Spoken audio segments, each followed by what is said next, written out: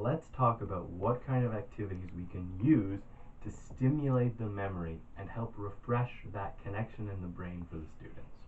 So that connection exists between the idea of something and the word for it. So in my brain, because I speak English, there's a very strong connection between this and the English word bear. But if I'm learning Korean, there's a very weak connection in my brain between this and the Korean word gom. I have to do activities that stimulate one side of this and ask me to tell you the other one to tell my brain to make this stronger. So I'm going to be shown the word gom and asked to point out a bear, or I'm going to be shown a picture of a bear and asked to say the word gom. Every time we do this, we're going to strengthen the connection here in my brain.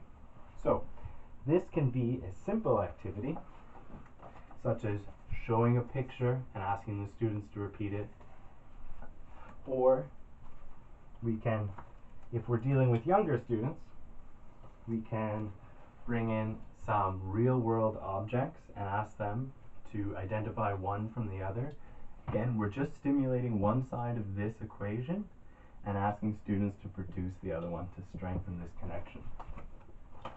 A game that I like for this is if you take your flashcards, put them up on the board, ask your students to name them, have them close their eyes, take one away, and then ask the students to tell you what it was.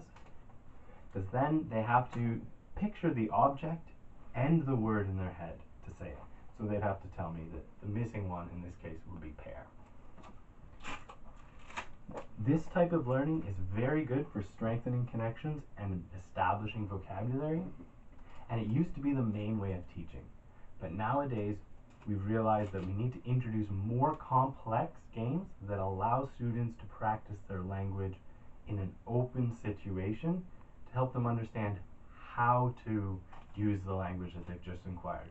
This next activity we're going to talk about is something designed to increase their fluency